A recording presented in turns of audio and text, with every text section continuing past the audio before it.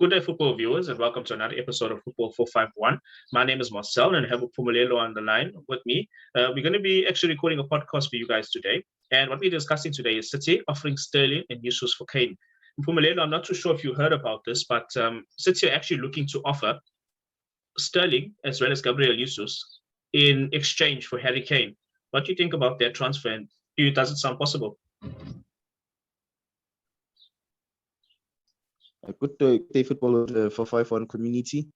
About this transfer, the last time I heard it was that City had Jesus on the swap list. So now it's new to me that Sterling is also included, because I feel like lately Sterling hasn't been converting. But if I were Spurs the next manager of Spurs, I would accept this deal, like 2-for-1. Jesus is not a bad striker at all. Staying on his good day, he can play well. We all know that. Yeah, but it's strange that City is willing to lose Sterling and Jesus for Harry. Yeah, it is. It is. I also noticed that there's a few rumors lurking that the likes of Raheem Sterling and Gabriel Jesus, also Silva.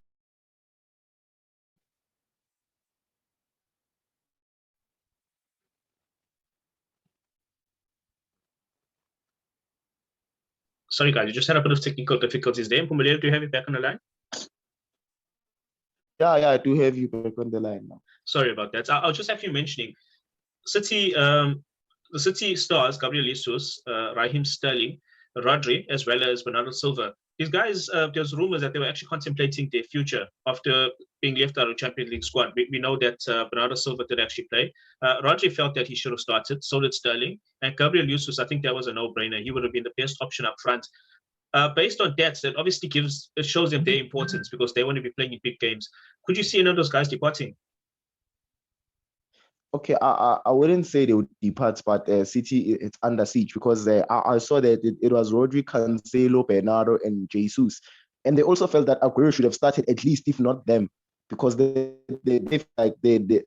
a competitive game that they will want to play. Everyone has the wish to play a UCL final, but as Pep did what he did, yeah, I feel like they felt left out of it. So I don't see them leaving, but most of the team definitely are going to poach them.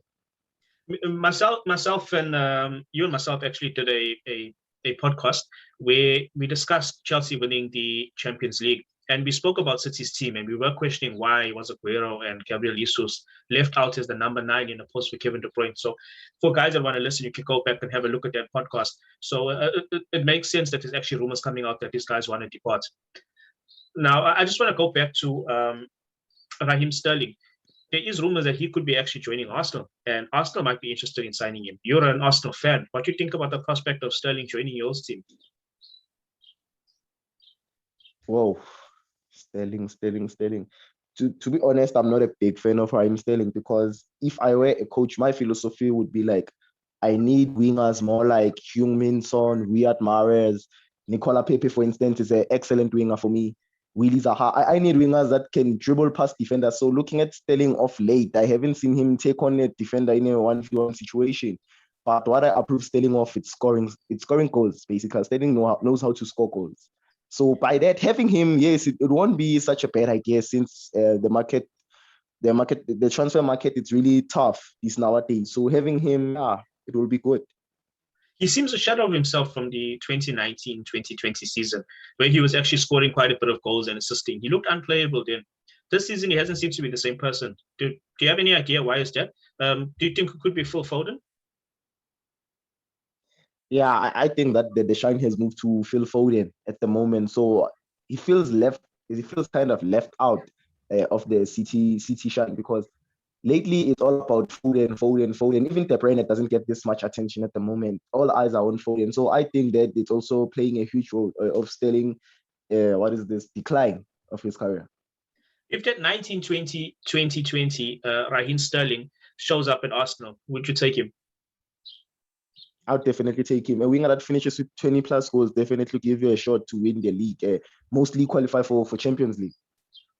Okay, that's good. And I actually hope that Raheem Sterling can fit into a team where he's going to be played. I was disappointed that he's getting squeezed out the way he was, because I get some players may have the off day, but I felt it's a bit harsh for him being excluded completely from the team.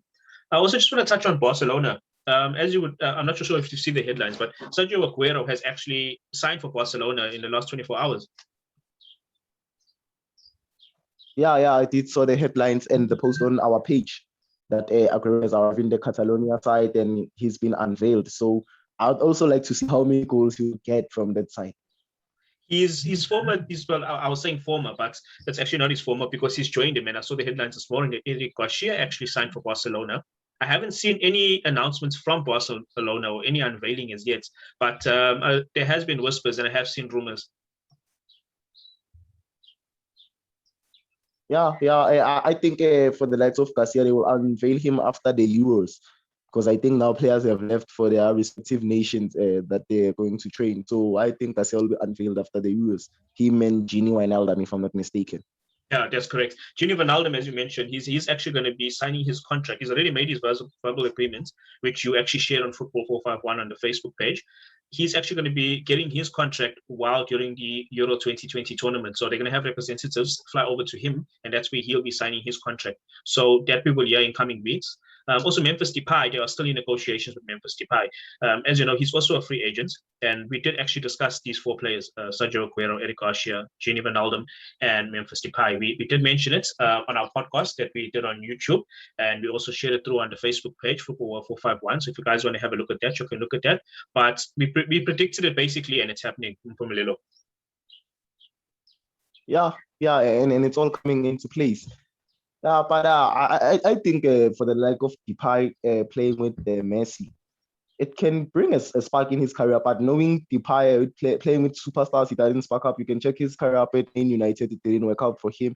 Whereas he had the likes of Wayne Rooney, Robin van Persie, if I'm correct, proper players around him, and then his didn't spark up. At Lyon, he was the talisman, the great player I think Lyon has ever had, if I'm excluding the likes of your Juninho's.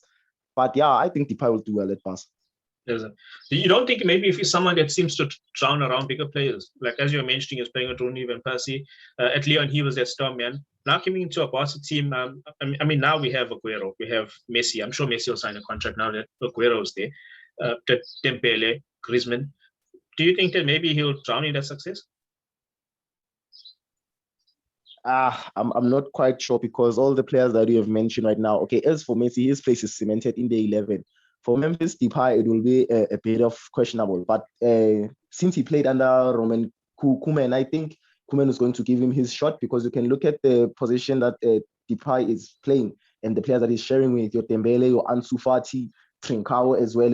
He's been a sensation last season. So I think Depay will have to be willing to compete. Yeah, definitely. He's obviously not coming into a starting 11 just to be there.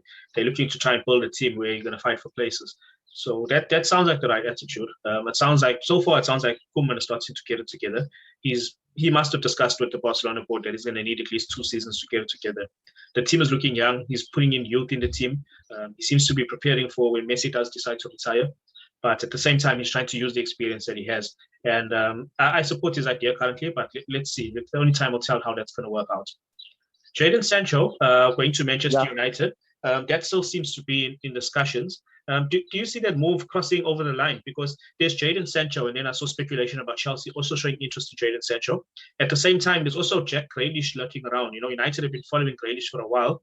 What do you think United need in this market? Because we do need improvements, and it's clear they're not going for Harry Kane. The United don't want to spend money the way they used to anymore.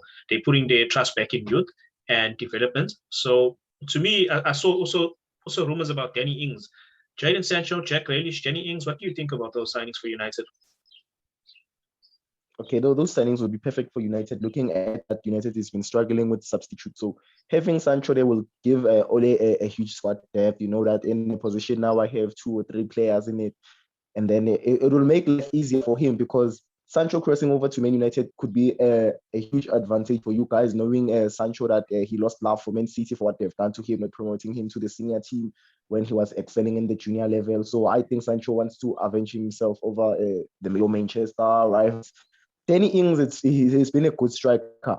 I've known Ings for being good since he played from Burnley. Yes, he was a flop at Liverpool, but he redeemed his career. So I think Ings is your go-to man. Since looking at Cavani's age, I feel like they can interchange properly there up front. And then Jack Grealish, no one doesn't want to have Jack Grealish in his team. If he's not the most creative Englishman in the Premier League, I don't know who else. But Grealish should be the guy I'm talking about. So yeah, United need that spark. I'll be totally honest. I don't have a problem with any of the signings. Maybe Jadon Sancho, I did question it a bit, as to why we need him. But when we played Villarreal in the Europa League final, I saw, okay, we need a Jadon Sancho in here because when I looked at that bench, there was nobody of significance that I thought could come and rescue that game for us. So definitely Solskjaer needs to dig in the transfer market and get at least 3 or 4 players over the line. I also just want to touch on Chelsea. Chelsea showed interest in Romelu Lukaku and Haaland. I'm not too sure if Haaland is within Chelsea's grasp. I'm also not too sure if Romelu Lukaku is within Chelsea's grasp. How do you see that playing out? Okay, I think Dortmund might be more than happy to keep Erling Haaland because Haaland is their go-to man at the moment. So I don't think they have much of a plan B when it comes to strikers. So Chelsea capturing Lukaku, I see it very much possible because looking at the work relationship of Tuchel and players seems to be working out. So getting Lukaku do well for Chelsea. Plus Lukaku has Premier League experience, 100 last goal in the division. So I think Lukaku should do well more than Erling. Yes, Erling can score goals anywhere in the world, but I feel like at the moment he should remain and have his time. Yeah, I agree with you 100%.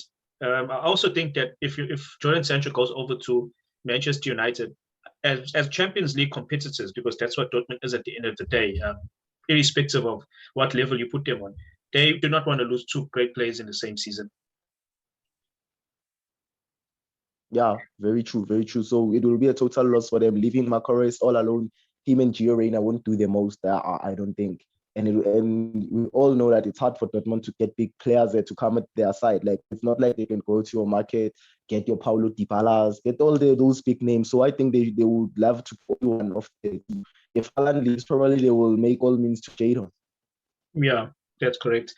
Inter Milan, Antonio Conte departed. It just seems to be a season where coaches are just looking for new clubs. No one seems to be settled where they are. Antonio Conte departed because, as you know, actually it was last season where Inter Milan announced their financial difficulties, but they still wanted to try and build a team to support Antonio Conte.